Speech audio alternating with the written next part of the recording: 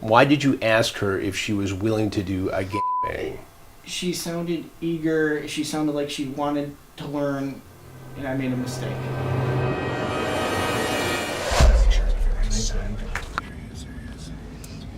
think he's gonna pull up around from the left.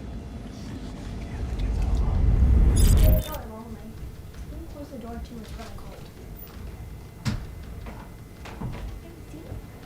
What do we got here? Jeremy, you shouldn't leave. These gentlemen want to talk to you.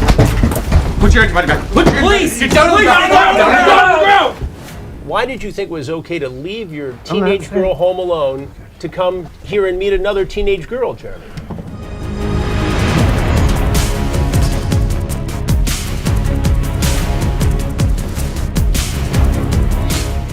Does any part of you feel sorry for these guys? No. This one idea for a one-off story for Dateline NBC in 2004 has turned into all this. I will. Can you just tell me who you are? I'm Chris Hansen. This is an investigation.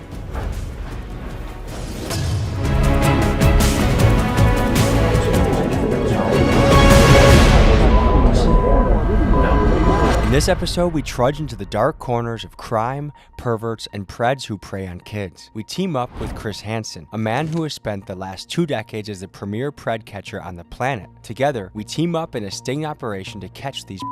In this episode, there are certain words that for some reason we cannot say. Among them, so instead, we will either refer to these guys as Preds, PDF files, or bleep out the word altogether to avoid being censored. Now, this ugly world of PDF files is something that I almost didn't want to cover. I mean, the idea that grown men are out there looking to meet with vulnerable youth, to me, it's just sad and sickening. But it is a reality of this world that we have to face, and thankfully with the help of local police, we have the opportunity to take these offenders off the street and give them justice. Folks, this episode is heart-pounding, stomach-turning, and incredibly intense. It's time to saddle up and go boots on the ground.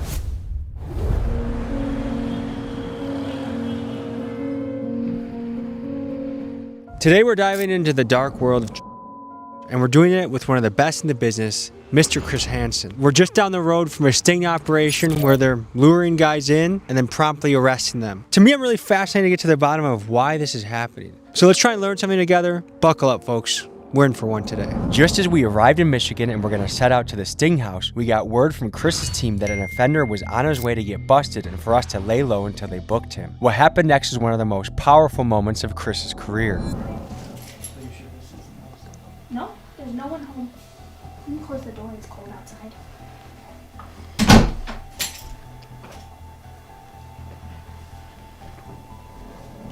Did you bring the money? Yeah. Can I see it? How much is there? 150. Okay. What do you want to do? What are you feeling up to? I don't want to. I'm down for anything. Are we doing it here? Is there like a bedroom? There's a bedroom, or we can do it on the couch, or anywhere you want to go. I'll go change, and you can stay here. Okay. You can just stay right here, and I'll be right back. Okay? Yeah. Okay. How you doing? Good. What was your plan here today? Can I leave? No, you cannot. Stay right there.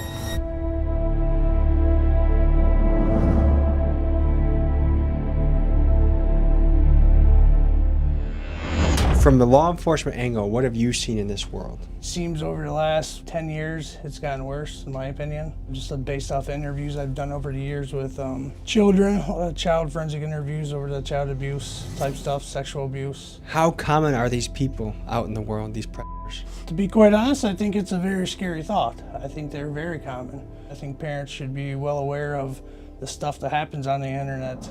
My name is Sam Christian. I'm a retired Chicago Police Deputy Chief on the Chicago Police Department. I spent 14, 15 years in what's called Special Investigations in the Youth Division, chasing pedophiles, basically. When I was doing this work, and we would do lectures and seminars, and I thought at that time you could probably find a pedophile rather on probably every square mile in the city of Chicago.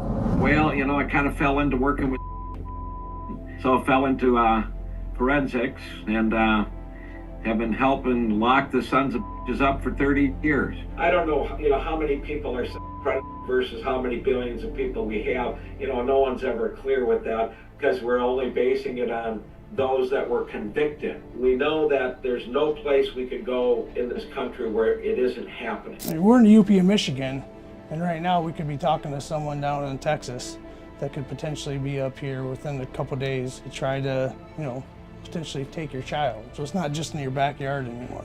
It's like a nationwide thing. What's your name? Joe, I was looking online to play. To play, and what do you mean by play, Joe? Yes.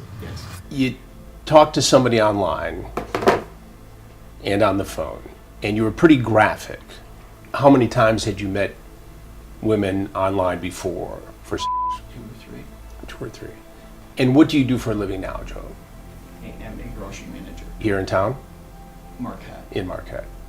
Over the phone, she tells you that she's 15. You say to her, that's messed up. That is.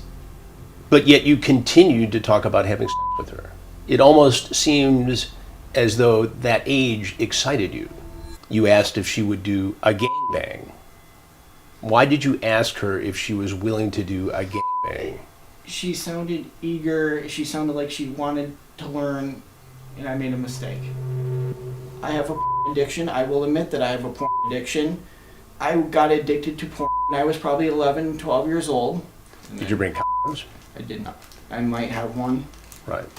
But you were willing to have unprotected sex with this girl. I don't know if I would have gone that far. So it seems to me that if I wasn't here and a real 15-year-old girl was, you would have been having sex with her by now. I should go away for a very, very, very long time. There's no one to blame but myself. All right, Joe, well, there's something you need to know. I'm Chris Hansen with... Take Down with Chris Hansen. Have you seen the shows before? I have. And what have you thought of those shows? But I appreciate what you do. Well, thank you. Did you ever think you're going to end up face to face like this? When I walked in here and saw the pizza box, I honestly knew. Is that up for you? Yep. Just the wallet. No other weapons or anything on you, sir? No. I'm just going to give you a quick pat down. All right. Joe, thank you for being straight up with me. I appreciate it. Can I shake your hand? Yes. It's hot and sweaty. I appreciate it, buddy. Good luck to you, all right? I'm sorry. Get Thank the help you. you need, all right? Absolutely. Okay.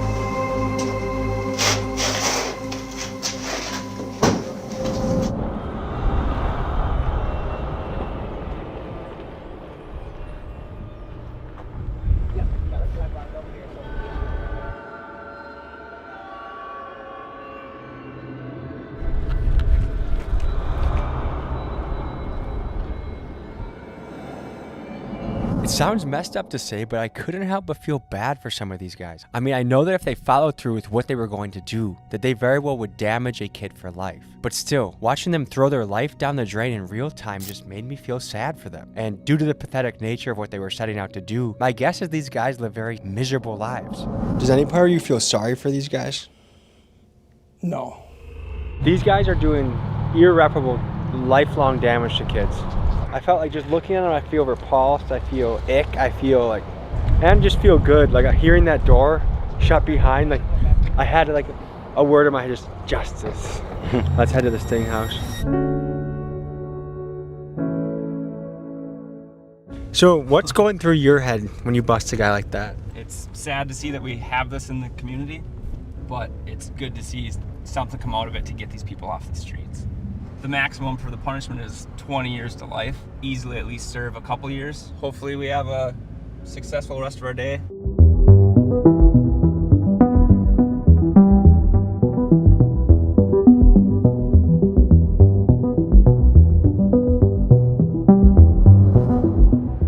So in a normal sting, when you start in the morning, how late does it go? You know, we've gone till the next morning, 6 o'clock in the morning, depending on who's coming. So we might be having a slumber party tonight. Could happen. It's happened before. So this weekend, we have a sting operation with the Marquette County Sheriff's Department. Decoys will go undercover posing as children and see if men will approach them and try to make a date for sex. If they do, they will be invited over here. I will confront them, and then they'll be arrested by the Marquette County Sheriff's Office. We've been doing investigations for 20 years now. And yet here we are, 20 years, and probably 600 guys later. The problem is worse than ever before. You've pioneered a whole new genre of content where now there's people that their entire career is doing somewhat very similar things. One, did that blow your mind? And two, not all of them get the guys arrested. You know, when I stop to think about it, now that you mention it, it is kind of mind-boggling. This one idea for a one-off story for Dateline NBC in 2004. It's a Dateline hidden camera investigation no parent will want to miss. He thinks he's at this house to have sex with a 15-year-old girl. Chris Hansen with a Dateline hidden camera investigation. Has turned into all this. And in terms of the vigilante catchers, you know, some of them have done a service. And I think there's a solid place for citizen journalists. But it concerns me that I think some, not all, but some of these vigilante catchers are out to just be as outlandish as possible. A phone call's coming in from a potential and everyone's waiting, holding their breath to see if a lady's coming through. I don't want to get in trouble, and I'm not here to get you in trouble. I just want to have a good time. He's coming. But what's your mental preparation? Like, what are you doing before they come? Well, I'm working on a lot of different things. So I've gone through the material for this particular confrontation. I'll start going through it again in a few minutes here when we know he's on the way, for sure. And other than that, you know, you're just kind of keeping aware, and I'm working on other stories at the same time. They're just trying to see if it's real, see if they can manipulate them, take advantage. Do you feel bad for these guys at all? Do I feel bad? No, at all. They knew what they was doing. They need their ass whooped. Tell me about the potential perp. He said that he is 49. He's actually 53, we found out. I think interesting, first of all, that he's willing to lie about a minor detail like that. He's coming from like 3 hours away. Didn't he also take a picture? He took a picture of his on the side of the road, sent it to the decoy. Okay, you guys are some of the world experts in tracking down. What kind of commonalities do you notice amongst these guys? Traits, characteristics? They all lie about inconsequential details. This guy that just said he's 49, he's really 53. We've had guys lie about the type of car they're driving. How has doing this job changed how you guys look at the world? Like, I feel like when I have kids, they're not getting on anything. And Chris talks about all the time that when he first started doing this, he thought he was going to do it like once or twice. And now 20 plus years later, he's still doing it. And he's busier than ever. And he's busier than ever. There are exponentially more platforms upon which adults can approach children. So while there is more activity now than ever before, it's more difficult to detect. I think technology has opened this up. I think people are more exposed to fantasies. Is it it's all just men scary. or ever women showing up here? I've never had a woman. Never had a woman. Women like to have a connection, whereas men are like out hunting for whatever. So the women, it's always somebody who's closer. The female, you're more likely to see in the teacher-student scenario. The female wants to know the victim. The male likes the anonymity. Miss Nutley was a teacher at St. Xavier High School. This is a Catholic school in Springfield Township, a Catholic school of all places. Has doing this job made you look at men differently? I mean, I always thought there were perverts out there, but like, there's so many, I guess. To get an idea of the damage this crime can cause a family, we spoke with a mom whose child suffered from the hands of an exploitive adult, and she spoke to the impact this had on her life. I didn't notice everything until maybe 3 years into the relationship. I started noticing that he was a little bit like not affection. So I kind of just assumed that he was cheating on me. We took a trip out to Michigan, and that's when I actually found out that my daughter had a boy over. I investigated deeper into her phone and found out that this other kid was actually 23. So I called the cops and they did lock him up. But that same night, something was bothering me about why was she so comfortable in my bed? So I went and asked my daughter, has Tim ever touched you? And Tim was right behind me and I felt him. I felt his energy behind me, like the nervousness. And she said yes. I turned around, I just start throwing things at him. And that's when I used, have you ever my daughter? He nodded One time. I'm so confused at this moment. I'm like, what are you talking about? You said one time, but you're saying no. What's going on? He was on a run for at least 2 weeks. He took a plead, the 10-year plead. It was underage. He just repeatedly with the underage. This is such a cat and mouse game. Like, we'll have like someone 30 minutes away, call. And then they chicken out. Or someone calls back and is like, hey, I want to pee on you. And then they chicken out. Comes in, goes out. We try to maintain a low key, but you gotta eat good. Gotta bring beef jerky. And a typical day, 8-10 hour day, how many people would you bust? It really varies by location. You know, there have been some where we've packed in four guys in an afternoon. And then there's some where we've showed up and we've been there for 2 days and nobody shows up. What are the major red flags of a that people can be aware of or think about? So if we just take an extreme, on one extreme, we know these people because they're always talking the language. Instead of calling people kids, they're F toys or, you know, even dates, they're objects. On that end, we know who those people are because they're always verbalizing. But most are at the other end. They have a great social persona. They look good, they sound good, but they're very schmoozy. And it's that schmooziness that we forget. That's psychopath traded. In any way, do you feel bad for these guys? Sometimes, you know, you get a guy who gets on his knees, who spent 6 months in battle in Iraq, maybe has PTSD, and he's begging you for forgiveness. You can't help but feel bad. But at the end of the day, if we weren't here and a child was here, what would have happened? Because there's no doubt in my mind, a large number of the people that are incarcerated are going to get back out and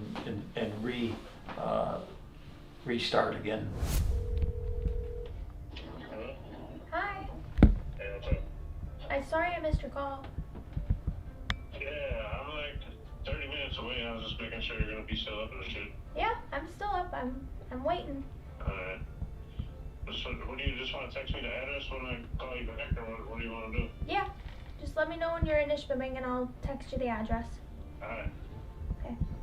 Hurry up, I can't wait to see ya. Alright. Okay, bye. Does it surprise you how many guys are out there trying to do this? Yes and no. Our jurisdiction has a very high amount of CSCs, criminal sexual conducts. I guess, how does it make you feel getting to do this job? This? Good. Like, I've seen so many stories that are like horrific. Some of these people do to minors is sickening. Do you think our justice system properly takes care of these guys? I think they all need to go to prison for some stint, however long. I'm not sure. I will say, I think reoffenders, my personal opinion, shouldn't be able to walk another day freely. Anything you think people back home should know? If you're a sexual assault victim, don't be afraid to speak out and tell your story to somebody from trained law enforcement officials that do handle this stuff in a sensitive manner, and don't be afraid to report it and speak out about it. There are a boatload of clips from this episode that, for reasons I cannot get into, are only available on Patreon. If you'd like to support independent journalism and have access to these clips, the link to subscribe is in the description. There's a last minute hustle and bustle to get everyone in place. We'll see him on the camera, so if he does, everyone will just shift. Just do a final check your phones and everything. How well do these guys usually scope out a place before they go to it? I think last year, and the one we did that one, I think we've had 2 or 3 go by. They'll drive by once or twice just to make sure they're looking for, obviously, police cars, anything suspicious, obviously lighting, any suspicious movement at all. That would indicate, hey, there's something just to justify their concerns. So once they're in, they're fully committed. So, like, how do you approach this from a psychological standpoint so that you keep it going without tipping them off, but you still get information, like when to text them, when not to text them? I think it's just by feel. You want the honest answer, the TV answer? Honest. You just gotta be really f***ed up. Do you think he would be disappointed to know that someone sending him all the nice messages was a guy like you with a beard? They're gonna know when I take the stand. Is this off a hookup website? Yeah, this is off of a website that just strictly deals with prostitution. So he's probably been there, done that before. Usually. So that means the decoy has a fake profile. Yeah. With a few pictures. Yep, I created a fake profile. The website's out of Europe. How racy can you get with the pictures? The pictures are of our actual decoy. she can get as racy as she's comfortable. Obviously, we don't get too racy with ours. So he knows that she's 15, and his big holdup was he had to find some place to get rid of his kid for the night. You know how old his kid is? I don't think we discussed it. He could be mad sweat. Yeah. And you guys, you gave him the address at what point? Just within the last 30 seconds, a minute ago. All right, let's get ready. Subject spotted. Okay, baby, here we go. This is our guy. Hey, Verb, he asked where to park. There he is. Yep. I think he's gonna pull up around from that left.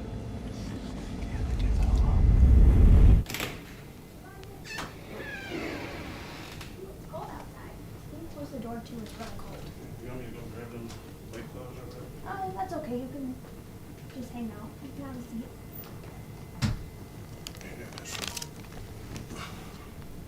You got some weed?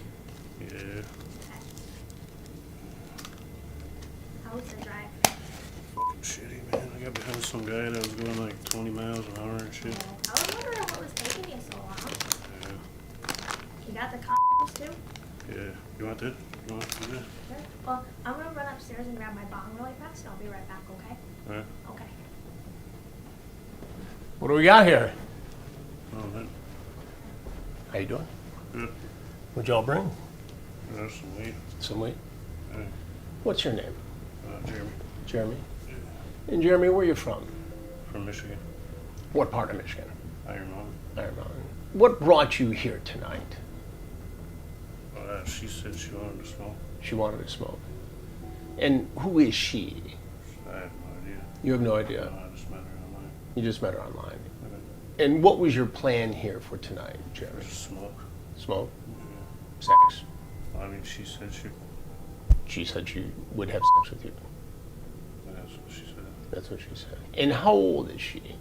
She said her thing says 19. Keep your hands out of your pockets, please. She said what? She said 19. She said 15. Oh, I don't know. Her thing says 19 on her. Well, everybody has to say 19 to get on the platform, but she told you she was 15. Oh, I didn't even pay attention to that. You didn't pay attention. So you drive how many hours? Oh, just like an hour. About an hour. Yeah. And did you stop at all along the way? Yeah, I stopped at a gas station. And what did you get at the gas station? Gas. Gas. Yeah. Anything else? I grabbed some beer. Some beer. Yeah. And where's that? Out of my truck. Did you bring condoms? Yeah. You did. And where are those? In my pocket. In your pocket. And how much weed did you bring here? Just And how much did that cost? Well, I don't know. This was I already had this. You already had the weed. Yeah. So what's going on here? What is this? I'm going to get to that in a minute. But Jeremy, you drove an hour to meet a 15-year-old girl. Well, she said she was 19. You say that on the website or on the social media, but it said 19 on the platform, but she told you 15. I don't know, man. I'm not. Are you a cop or what? I'll get to that in a minute. Well, I'm not going to sit here and deal with this shit. So I got. You're not going to sit here and deal with it. You drive an hour. Yeah, you she lied to bring me weed. and said she was 19. No. I've Yeah, seen the transcripts, Jeremy. So you can try to jerk me around here, but it's not going to go well. She's 19 on her thing. I'm assuming you have to have an ID to make a fucking sex website. What right? did she tell you? What age did she tell you, Jeremy? She said she was 19 on her thing. What did she tell you in the conversation? She said 15, right? Okay. Okay. So what made you think it was okay to drive an hour, bring weed and alcohol to a 15-year-old girl after a sexually charged conversation? I didn't know she was. Okay, we can go round and round, but she told you. What made you think that this was okay? I didn't think it was okay. You didn't think it was okay. So why did you do it? I just need I need a lawyer or something. Are you a married guy? No. You're not married. No. Do you have kids? Yeah. How many kids? 2. 2. And where are your children tonight? My kids, one's at a friend's house and the other one's at home. One's at home. And how old are your children? I got one's 14 and one's 16. One's 14 and one's 16. So the 16-year-old's at home. Yeah. And the 14-year-old is where? At a friend's house. At a friend's house. Did you drop the 14-year-old off at a friend's house so you could come here? No, she was already there. She was already there. Yeah. So you left your 16-year-old child home alone. She's 16. But you left her home alone so you could come here to meet a 15 for sex. You want to just hold tight here, Jeremy. There's something you need to know before you go. Just sit. I don't need to know. Jeremy, I'm Chris Hansen, and I do stories on men. Jeremy, you shouldn't leave. These gentlemen want to talk to you. Put your body back. Put your Please! Get down on the ground! Down on the ground! Hey, he's on the couch. Watch sit. All right, Relax, all right, buddy. all right. Relax, Slow buddy. down, slow down, Relax. slow down, Relax. slow down. Slow down. All right. Okay, what the fuck, dude? Jeremy, I asked you not to leave. And look what happened. Is there anything else you want people to know about the situation you're in tonight, Jeremy? No. Why did you think it was okay to leave your teenage girl home alone to come here and meet another teenage girl, Jeremy? All right, we're gonna sit you up, okay? We're gonna roll over to your back. Bring your knees up to your chest. Ready? 1, 2, 3. Go ahead and take a seat. Jeremy, how old are you? 41. 41. And what do you do for a living, Jeremy? Work at a warehouse. You work at a warehouse. And what do you do at the warehouse? Load trucks. Load trucks. Well, Jeremy, as I started to say before you tried to leave, I'm Chris Hansen. I'm not giving you guys permission to videotape. Well, we don't need it. Okay, well, I don't have nothing to say. We do stories on men who try to meet kids for sex. And you've become one of those stories. Is there anything else you want people to know? No. Okay, well, these people here will take it from here then.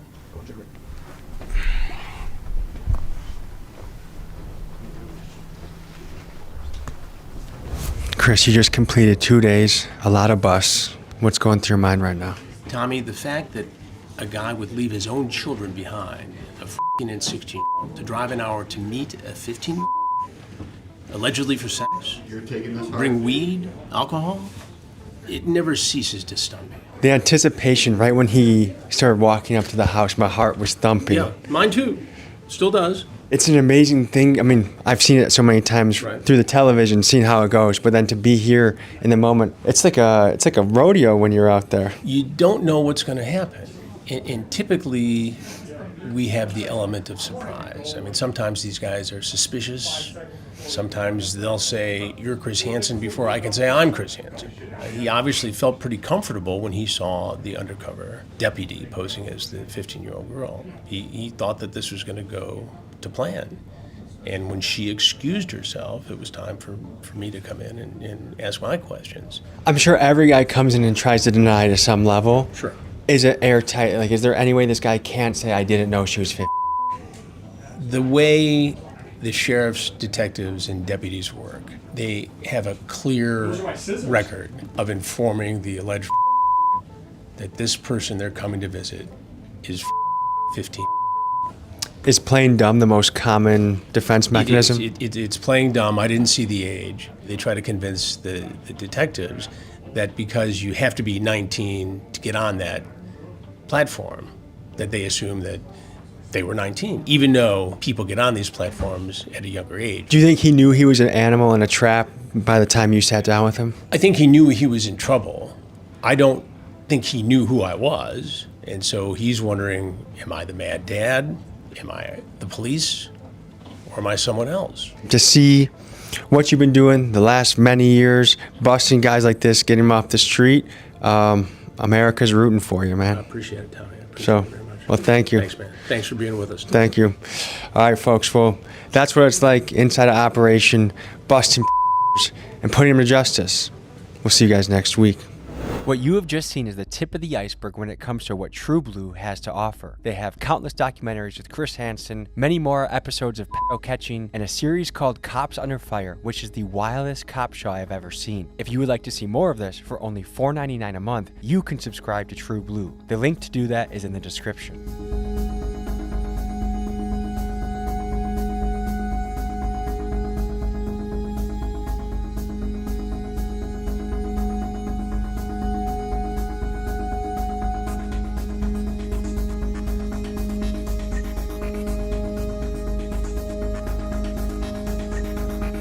Folks, hope you enjoyed this episode. You want to watch another? Here. You want to subscribe? Over here. See you next week.